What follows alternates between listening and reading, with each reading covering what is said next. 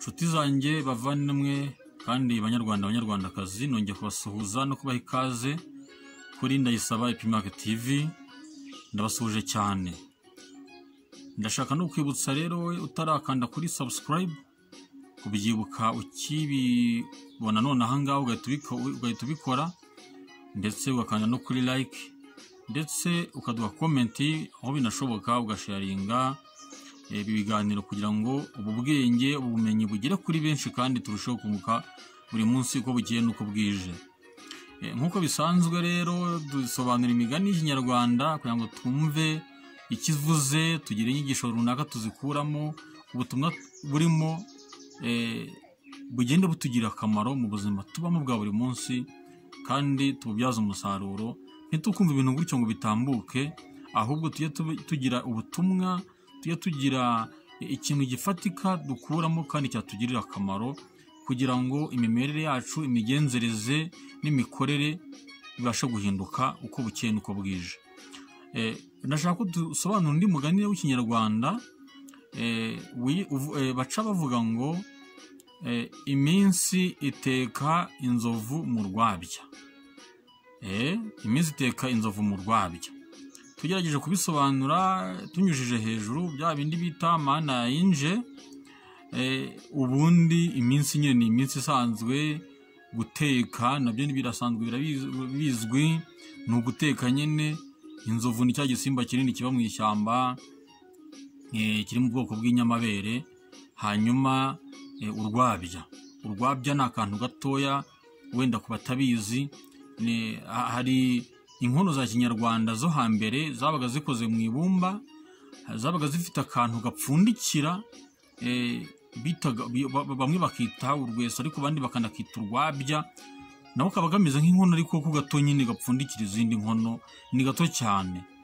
Rero bagaca umugani bakavuga ngo iminsi iteka inzovu mu rwabya. Reba nawe ukuntu inzovu ingana. Inzovu ubundi bavuga ko inzovu ipima toni 4 n'igice kugeza no kuri 6. Itekerezo kimwe kingana gutyo ukagiteka mu kantu katajyamo n'ibiro na 3. Ariko bagahangara bakavuga ngo iminsi iteka inzovu mu rwabya. Burya ahangaha bashaka gusobanura ikintu gikomeye cyane. Imigani y'Ikinyarwanda irazimiza ariko kandi nyine ifite kinini ishaka gusobanura. Iyo bavuze ngo iminsi iteka inzovu mu rwabya, ubundi uko bisanzwe bizwi, iminsi uko iminsi igenda itambuka niko ibintu bigenda birushaho gusobanuka, n'ibyananiranye bigenda bimenyekana bigendanye n'iminsi. Uko iminsi igenda yicuma, ibikomeye abantu bagenda basobanukirwa impamvu zabyo ni iki. Rero urabona ubunini bw'inzovu. Iyo bavuze ngo iteka iminsi ngo ikayiteka mu rwabya, nuko bashatse kuvuga ko nta kinanira iminsi. Nubwo waba uko ikintu cyaba gikomeye gite, nubwo abantu baba baragerageje ibikomeye gute bakananirwa, ariko iminsi yo ibyo bintu bikomeye buhoro buhoro bigenda impamvu zabyo zimenyekana. Nta kintu kinanira iminsi, nubwo waba ukomeye, uri munini bingana iki, ufite ubukomere runaka ubwo ari bwo bwose uko bwaba bungana, ariko iminsi nta ukomera imbere y'iminsi. Ushobora kuba wumva ukomeye ubu ngubu, ariko ejo cyangwa ejo bundi bwa bukomere bwawe ukabona bwashize neza bwayoyotse. Abantu bakajya nawe ubwawe ukibaza niba ari wowe wa wundi usanzwe uzi, wari uzi kera, wari ukomeye, wavugaga abantu bagatitira. Ariko kubera iminsi nyine bwa bukomere bwawe bugashira, bukagenda ukamera nk'abandi, cyangwa n'abandi wanasuzuguraga ahubwo ukajya hanyuma yabo. Nicyo kigeranyo batanga bakavuga ngo iminsi iteka inzovu mu rwabya. Urakomera ukaba igihangange, ukirata, ukagira ute, ariko igihe kikagera bya bindi wiratana bigashira.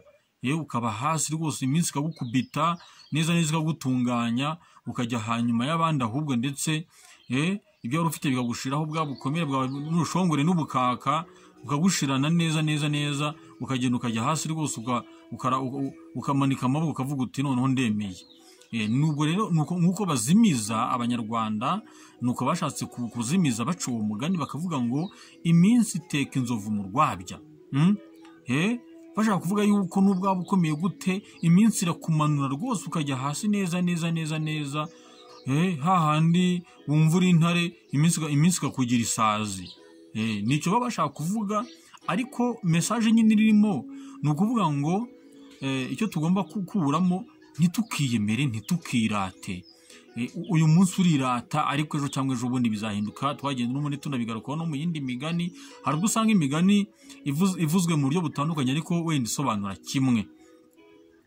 Twagiye tubivuga rero no mu yindi migani. Ushobora kuba ukomeye uyu munsi ariko ejo bigashira. Ushobora kuba ufite ubutunzi bungana gute bwinshi cyane ariko ejo bukayoyoka. Ni byiza rero yuko nk'uko twagiye tunabivuga, wicara utekereza ko ejo bucya bucyana ayandi, iby'uyu munsi atari byo by'ejo. Utekereze ko ukuri uyu munsi ejo bishobora guhinduka. Ufate umuntu nkawe, ubone kanaka umugereranye nkawe, ibikubabaza umenye ko nawe bimubabaza, ibigushimisha umenye ko byamushimisha nawe. Mbese umenye yuko uko bucya bukongera bugacya, ibintu bihinduka, ntibe bikimeze uko byari bisanzwe. Rero tubitekerezeho kandi dukomeze kubihuza n'ubuzima tubamo kugira ngo bigire kinini bitumarira.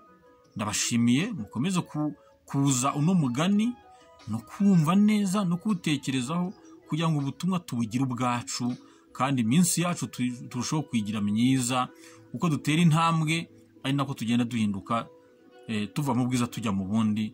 Murakoze, Imana ibahezagire.